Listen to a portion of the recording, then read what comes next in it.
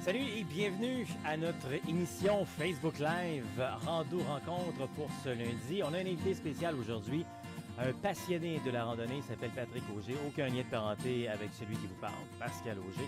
On va démystifier, on va comprendre ça un peu tantôt.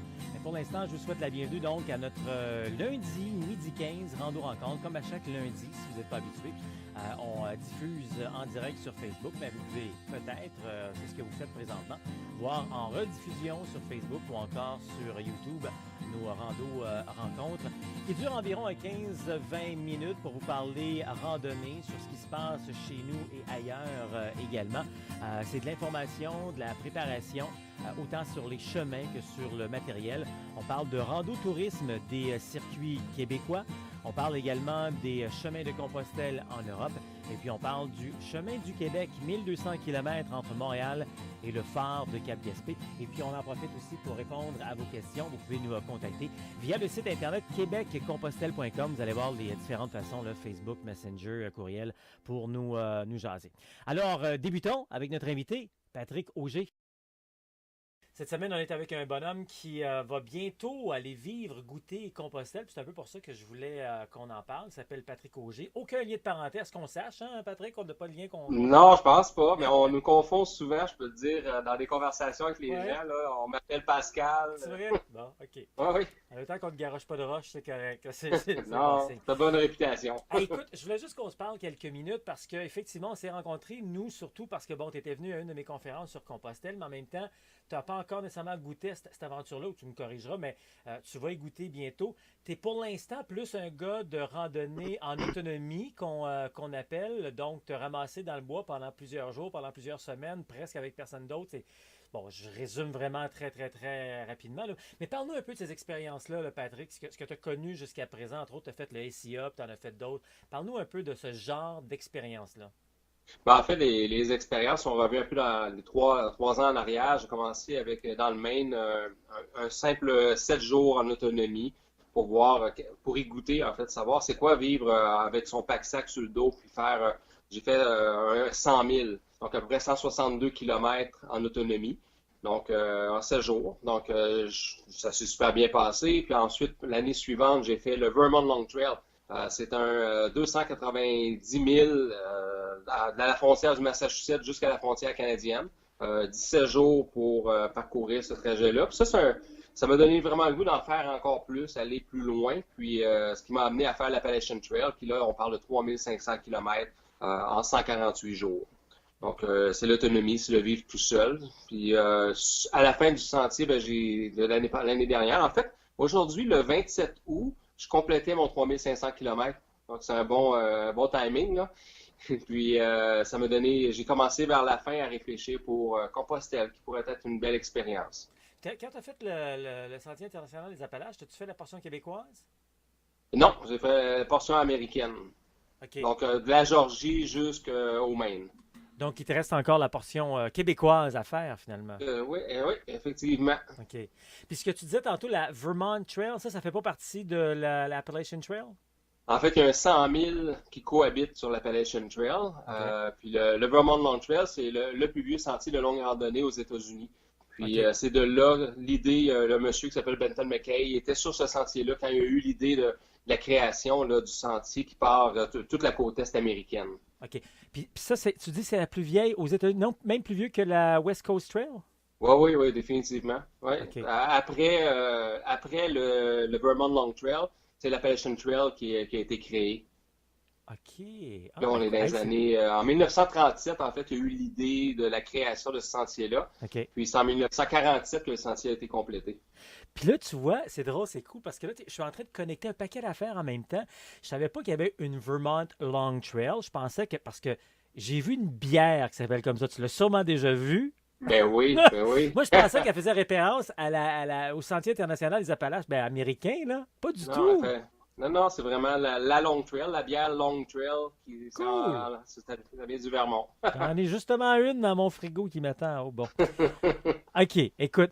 Puis là, juste avant de tomber dans le phénomène Compostelle, explique-nous, parce on va se diriger vers ça, des gens qui nous regardent sont bons, me suivent, te suivent, mais Moi, c'est plus des gens qui connaissent la randonnée, je dis communautaire, plus Compostelle. Donc, explique-nous un peu là, la différence ici, là, parce que quand tu fais ton type de randonnée, tu es vraiment en autonomie. Tu peux être facilement, quoi, une semaine, 2 semaines sans voir, peut-être pas 2 semaines, mais sans trop voir quelqu'un. Tu vas une fois de temps en temps te chercher à nourrir la nourriture quelque part, mais quand même, tu es beaucoup, beaucoup en autonomie. Tu es beaucoup seul, là. Oui, ben en fait, tu peux. En général, les gens sont 4 5 jours avant d'arriver dans une ville, avant d'aller faire un ravitaillement. Mais le sentier, c'est un peu. Au niveau des rencontres, ça ressemble beaucoup à Compostelle, parce que le jour, tu peux marcher seul à ton rythme, puis le soir, tu arrives près d'un endroit un refuge, si on veut, mais c'est pas des auberges. Donc, tu couches pas tous les soirs dans des auberges. Donc, à la différence des chemins de Compostelle, c'est que tu vas avoir ton sleeping bag, tu vas avoir ton matelas de sol, tu vas avoir une tente ou un hamac, puis tu vas avoir un brûleur, tu vas avoir de l'équipement, de la nourriture. Donc, tu as un ravitaillement souvent de 3 4 5 6 jours dans ton sac à dos. Donc, le poids du sac va être un peu plus gros, un peu plus grand. Ouais, parce qu'écoute, là, disons-le, là, quand tu fais de la randonnée en autonomie, là, ton sac, il ressemble à quoi comme poids, là? Ben, il y a des gens que ça va être très léger parce qu'ils ont investi donc dans l'équipement ultralight, mais il y a des gens que ça va être 25 livres avec l'eau, avec 2 litres d'eau, puis il y en a d'autres. Comme moi, là, honnêtement, c'était autour de 32 livres avec 5 jours de nourriture OK. et, euh, et l'eau. Mais il y a OK. des gens que c'est beaucoup plus que ça, là. Mais je pense à 30 livres, 32 livres, c'est dans ce qui est standard, là. La OK. plupart des gens vont avoir ça. Donc, écoute, ça me permet de faire de la lien totalement. Tu vas trouver ça une pinotte de promener à Compostelle. Là, tu apportes quoi comme équipement? Tu as prévu quel poids environ jusqu'à présent? Ben là, hier, j'ai complété pas mal ma liste d'équipements. Mon poids de base, là, sans l'eau, je vais être à 14,5 livres. OK. Donc, rajoute à peu près, là, moi, je vais apporter 1 litre d'eau à la fois parce que de l'eau régulièrement, là, c'est facile de trouver de l'eau sur le chemin. Donc, mettons 15,5 livres maximum. Mais le défi est autre, hein. C'est pas parce que tu as fait un chemin comme l'Appalachian Trail que c'est facile d'aller faire Compostelle. Tu sais, il y a des gens exactement ils me disent waouh, ça va être des peanuts. Non, c'est un autre défi, c'est autre chose. Faut prendre le temps d'apprécier le moment encore plus, y aller lentement. Puis moi, je suis quelqu'un qui adore marcher vite. J'aime marcher Ah rapidement. oui. Oui, mais là, je veux me forcer à ralentir. Malgré que j'ai un 30 jours pour le faire, là, je suis quand même. Mais c'est vraiment l'éloge à la lenteur, là. Donc, c'est pas plus facile de faire un que l'autre. C'est deux défis différents. En même temps, tu n'as jamais fait Compostelle encore. Non, Fait que tu peux pas nécessairement comparer.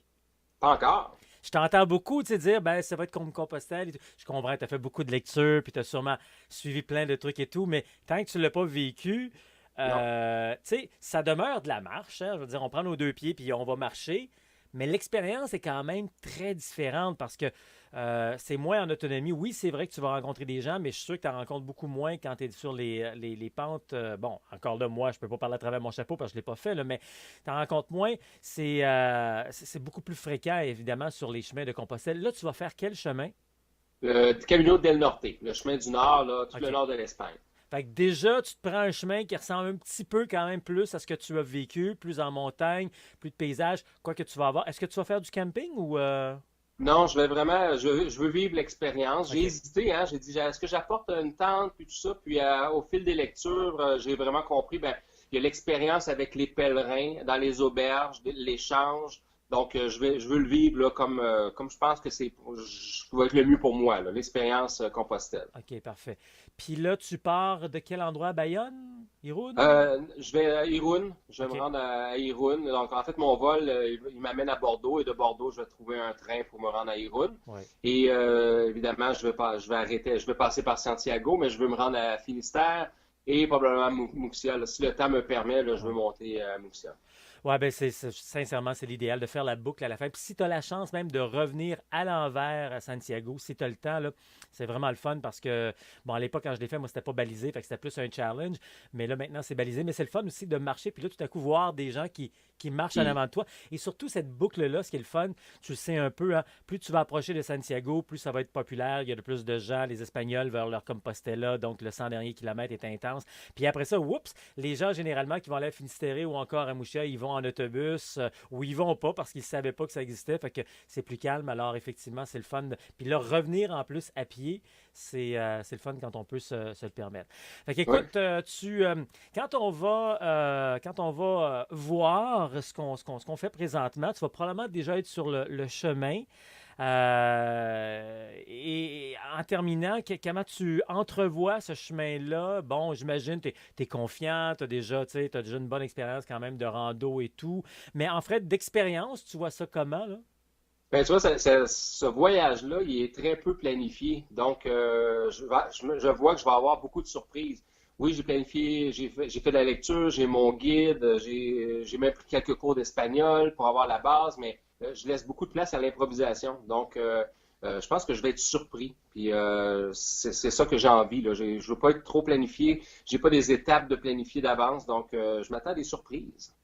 Puis tu sais, ce qui est le fun, c'est que généralement, quand tu vas à Compostelle, même les gens qui planifient vont revoir leur planification parce qu'il arrive toutes sortes de choses. De un, tu peux pas réserver, ben, tu peux réserver si tu vas en Espagne dans des albergues privés, là, mais surtout quand tu réserves pas, ben oups, là, tu dois te réajuster, puis tu le sais, hein, je veux dire, tu commences à y goûter, un moment donné, ça va super bien, tu marches plus une journée, tu avais prévu arrêter à tel endroit, mais ça va bien. Ou une autre journée, tu es fatigué, tu tombes dans un beau village. Tu sais, ça se lit pas dans des livres. Tu as beau Non. parler avec des gens. Un village que quelqu'un tripe dessus, toi, t'aimes ordinaire et vice-versa. Fait que, tu sais, c'est vraiment de le laisser aller la première fois. Donc là, tu veux faire, si je comprends bien, à partir de Irun, c'est un 800-900 km en 30 jours, c'est ça que j'ai compris? Ouais, ben si on compte avec Finistère, on parle de 950 km. Donc, OK. oui, j'ai un bon pas. Puis je veux quand même, je veux pas le faire en deux étapes. Donc, je souhaite, mais on sait jamais, hein. Je peux m'arrêter à quelque part puis dire, ben là, j'adore, je vais passer 3 jours au même endroit, on sait jamais. Mais mon but, ce serait de faire là, en 30 jours là, le sentier au complet. Parce que juste en terminant, quand tu fais de la randonnée en montagne, en autonomie, tu vas faire quoi comme kilomètre en une journée? Parce que c'est plus rugueux quand même, là, fait que t'en fais pas tant que ça, là. Ben, c'est sûr, quand tu commences à marcher, t'en fais pas tant que ça. Tu peux faire, ben, ça dépend des personnes, mais tu sais, 20 km la première journée, mais après ça, tu peux monter à 45-50 km dans une journée, là. OK, Donc, Patrick, t'es une en machine. montagne, T'es une oui. machine.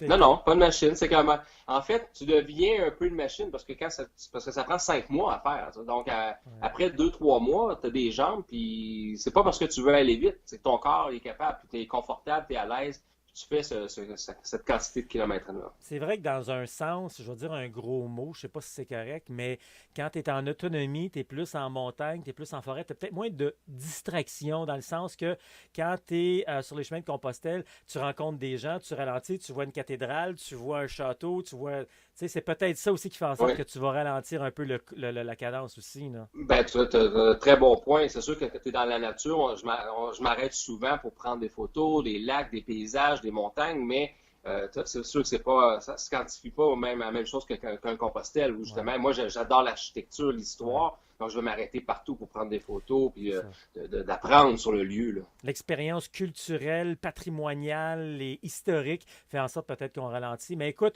en terminant, je te souhaite vraiment un bon voyage. Je te souhaite surtout de t'écouter. Écoute ton corps. Je sais que tu es une machine. Là. Je le dis, puis c'est vrai, tu marches beaucoup. Tu fais des 40-50 km.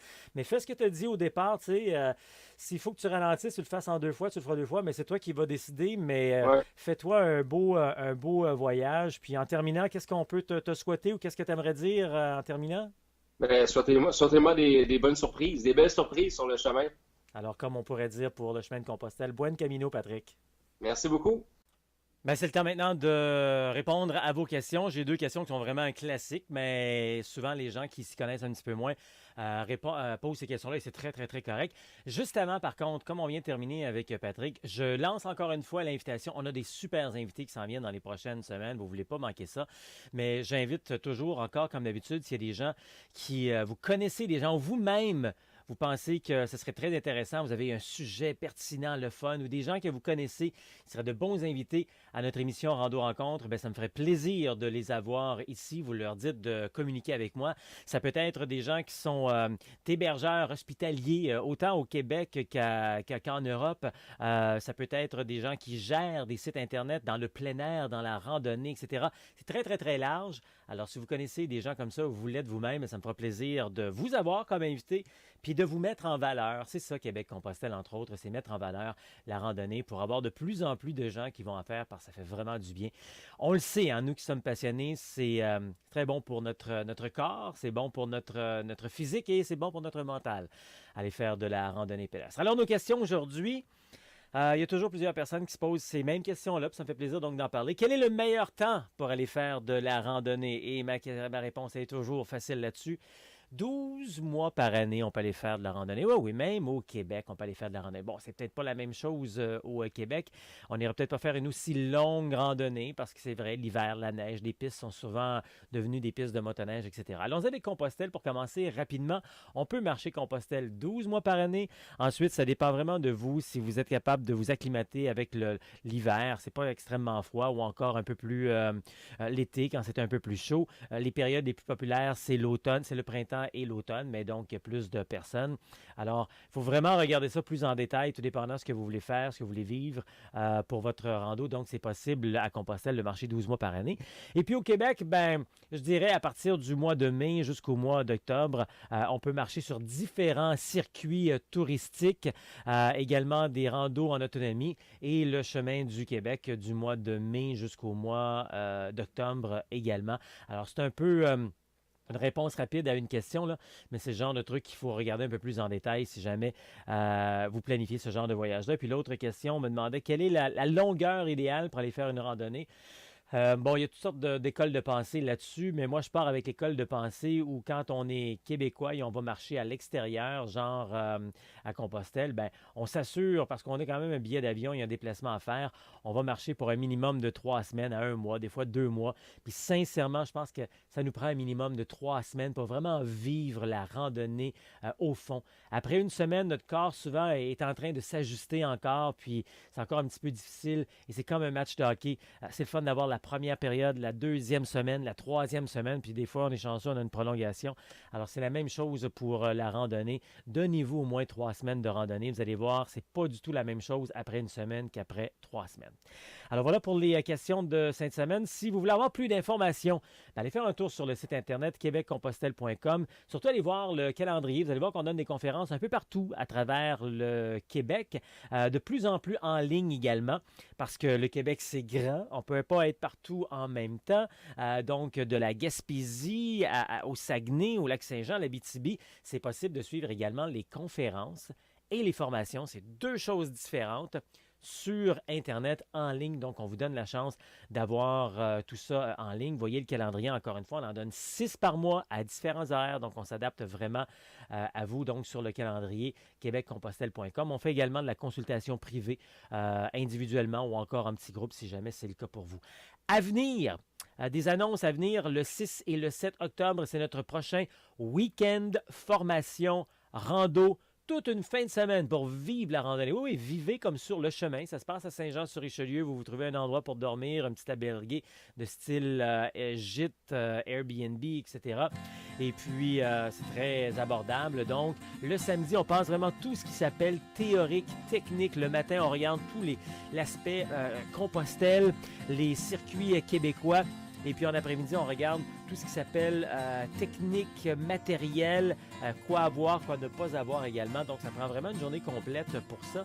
Et puis le dimanche, ben, c'est un peu la graduation. On met en application tout ce qu'on a appris pendant cette journée-là et on va marcher justement sur le chemin du Québec. On fait un 15 à 25 km entre Saint-Jean et puis Farnham, tout dépendant du groupe. Et puis en même temps, bien, ça nous permet de partager davantage, vous observer davantage, faire des suggestions supplémentaires pour comment bien faire son chemin, comment bien servir des bâtons, etc., etc. Bien avoir son sac à dos également sur le dos. Alors ça, c'est vraiment génial. C'est une fois par mois. C'est la première fin de semaine complète de chaque mois. Et la prochaine, c'est le 6 et le 7 octobre. C'est presque plein d'ailleurs. Je vous avouerai là, que c'est une des plus rapides à remplir. Alors, si vous voulez avoir votre place, ben, c'est le temps de vous inscrire là, tout de suite. Ça va vite, comme je disais. Et ça, tant mieux, c'est le fun. Les gens, de plus en plus, on a le goût de faire de la rando. Donc, trouvez votre atelier, trouvez votre chemin, voyez le calendrier pour avoir tous les détails. Tout ça est disponible sur le site internet québeccompostelle.com. On est également sur Facebook, Instagram. On a aussi notre chaîne YouTube. Québec Compostelle, ça marche.